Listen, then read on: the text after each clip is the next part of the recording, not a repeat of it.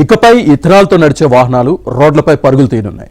పెట్రోల్కు బదులు 100% ఇథనాల్తో అవి నడవనున్నాయి. ఇంధన ఆటోమొబైల్ రంగాల్లో ఒక చరిత్రాత్మక మార్పు దిశగా కీలక ముందడుగు పడింది.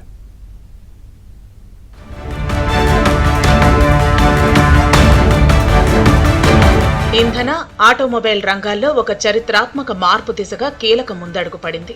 ఇథనాల్తో నడిచే వాహనాల తయారీకి మార్గం సుగమం చేస్తూ 100% ఇథనాల్ అంటే E100 నిబంధనలకు కేంద్రం ఆమోదం తెలిపింది. విదేశాల నుంచి భారీగా దిగుమతి చేసుకుంటున్న ముడి చమురుపై ఆధారపట్టాన్ని తగ్గించి స్వదేశీ పర్యావరణ అనుకూల ఇంధనాలను ప్రోత్సహించేందుకు ఈ నిర్ణయం తీసుకుంది. కేంద్ర రోడ్డు రవాణా శాఖ మంత్రి గడ్కరీ E100 నిబంధనలకు పచ్చజెండా ఊపడంతో ఇప్పుడు దేశమంతా ఇథనాల్పై చర్చ నడుస్తోంది. Maruti Suzuki, Toyota, MG, Hyundai సహా అనేక కంపెనీలు E100 ఇంధనంతో నడిచే వాహనాలు తయారు చేసేందుకు సిద్ధమవుతున్నాయి.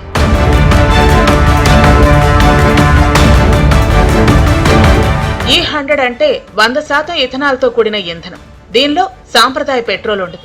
చెరుకు, మొక్కజొన్న, పాడైన ఆహార ధాన్యాలు, వ్యవసాయ వ్యర్థాల నుంచి తయారు చేసే పునరుత్పాదక ఇంధనం ఇది. భారత్లో ఇప్పటికే E20 పెట్రోల్ను వాహనదారులు వినియోగిస్తున్నారు. అంటే దీనిలో 20% ఇథనాల్, 80% పెట్రోల్ ఉంటుంది. ఈ ప్రయాణంలో మరింత ముందుకు సాగాలని భావిస్తున్న భారత్ 100% ఇథనాల్తో కూడిన E100 ఇంధన ప్రమాణాలకు అనుమతి ఇచ్చింది. ఇటీవలే కేంద్ర మంత్రి నితిన్ గడ్కరీ E85 వ్యాగనర్ వాహనాన్ని విడుదల చేశారు.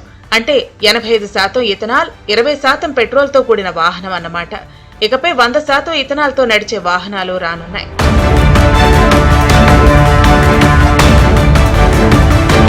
ప్రస్తుతం భారత్ తన ముడి చమురు అవసరాల కోసం 85%కి పైగా దిగుమతులపై ఆధారపడుతోంది. అయితే ప్రపంచ చమురు ధరల్లో హెచ్చు తగ్గుల వల్ల ఆర్థికంగా అనేక ఇబ్బందులు ఎదుర్కొంటోంది. విదేశీ మార్గద్రవ్యం తరలిపోతోంది. ఈ నేపథ్యంలో దిగుమతులపై ఆధారపట్టాన్ని తగ్గించే లక్ష్యంతో E100ను ప్రోత్సహించాలని నిర్ణయించింది. E100 ఇంధనాన్ని విస్తృతంగా వినియోగిస్తే స్థానికంగా ఉత్పత్తయ్యే ఇథనాల్ దేశంలో ఇంధన భద్రతను పెంచుతుంది. దీనివల్ల దిగుమతి వ్యయం తగ్గుతుంది. ఇథనాల్ వాడకం పెరిగితే చెరకు, మొక్కజొన్న వంటి పంటలకు డిమాండ్ ఏర్పడి రైతులకు కూడా మేలు జరుగుతుంది. ఇథనాల్తో కర్బన ఉద్గారాలు గణనీయంగా తగ్గి గాలి కాలుష్యం తగ్గుతుంది.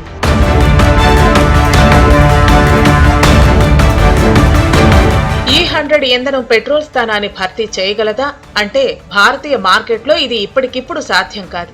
స్వచ్ఛమైన ఇథనాల్తో నడిచేలా కొత్తగా రూపొందించిన వాహనాల్లో E100ను వినియోగించవచ్చు. కానీ ఇప్పటికే ఉన్న వాహనాలు E20 ఇంధనంతో మాత్రమే నడవగలవు. పెట్రోల్, ఇథనాల్తో నడిచే ఫ్లెక్స్ ఫ్యూయల్ వాహనాలు అందుబాటులోకి రావాలంటే కాస్త టైం పడుతుంది. E100 ఫ్యూయల్ కోసం వాహనాల ఇంజన్ను ప్రత్యేకంగా రూపొందించాల్సి ఉంటుంది. ఇథనాల్ కోసం ఇంజన్ కాలిబ్రేషన్, ఇంజెక్టర్లు, ఫ్యూయల్ పంపులు, ఫ్యూయల్ లైన్లలో మార్పులు చేయాల్సి ఉంటుంది. మారుతి సుజుకి సంస్థ తన వ్యాగనార్ కారుని ఫ్లెక్స్ ఫ్యూయల్ గా రూపొందించింది. అంటే పెట్రోల్తోనూ అవసరమైనప్పుడు ఇథనాల్తోనూ నడిచేలా ఈ కారు ఇంజన్ను రూపొందించింది. మిగతా కంపెనీలు కూడా ఇదే ప్రయత్నాల్లో ఉన్నాయి.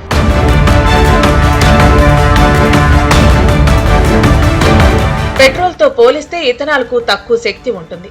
దీనివల్ల వాహన మైలేజ్ 20 నుంచి 30% వరకు పడిపోతుంది. ఇథనాల్కు తమను గ్రహించే గుణం ఉంటుంది. దీనివల్ల ఇంజన్లోని భాగాలు తుప్పుపట్టే అవకాశం ఉంటుంది. ఇంధన కేంద్రాలు పెద్ద ఎత్తున E100 ఇంధనాన్ని నిర్వహించగల నిల్వ, పంపిణీ, మౌలిక సదుపాయాలను అభివృద్ధి చేయాల్సి ఉంటుంది.